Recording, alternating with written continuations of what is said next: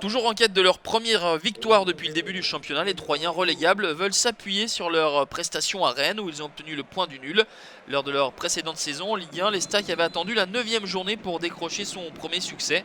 Nous sommes à la première journée et peut-être Jean-Marc Furlan espère voir ses hommes décrocher les 3 points de la victoire. Mais ce que l'on voit dans ce premier acte n'est guère à l'avantage des Aubois, puisque ce sont les Guingampais qui sont les plus fringants avec cette première tentative de Marcus Coco, bien captée par Denis Petric.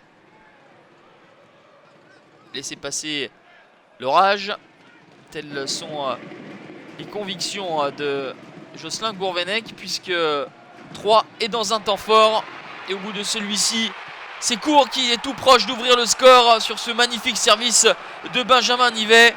Mais Johan Cour n'a pas la lucidité de trouver le chemin des filets. Explication de texte entre Angoua et Sorbon. Mais quelle vista, quelle passe de Nivet. Il avait toute la cage grande ouverte. Cour trouve le poteau, manque de réussite, mais ensuite manque de technique, de précision avec le corps trop en arrière. 0-0 à la pause. Si les Guingampais ont tout d'abord eu les premières situations, le jeu a ensuite été repris par les Troyens, généreux et juste techniquement, à l'exception de cette très grosse occasion de Cour juste avant la mi-temps. Les Troyens insistent dans le second acte avec ce centre tendu. Personne pour couper la trajectoire. Mais la balle est toujours en jeu.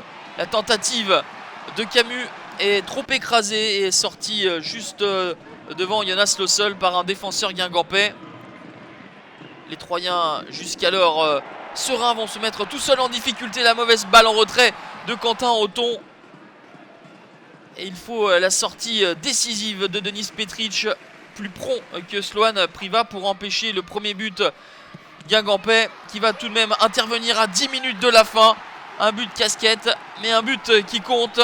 Le but de Younous Sankaré, deuxième réalisation pour l'ancien parisien. Deuxième but à l'extérieur pour Younous Sankaré. Le premier c'était face à Nice et une victoire à l'extérieur. Donc 1-0 à l'Alliance Riviera. Celui-ci permet aux Costarmoricains de mener au stade de l'Aube. La soirée des Troyens va virer au cauchemar en fin de partie avec ce deuxième carton jaune pour Thomas Ayas qui va quitter ses partenaires. Avec le coude sur Matisse. Mais on en restera là. Toujours pas de victoire pour Troyes qui s'incline 1-0 face à des Guingampais encore une fois réalistes en deuxième période avec leur 13e but inscrit sur 16 en deuxième mi-temps. Les Bretons sont 11e, les Stacks avant-derniers.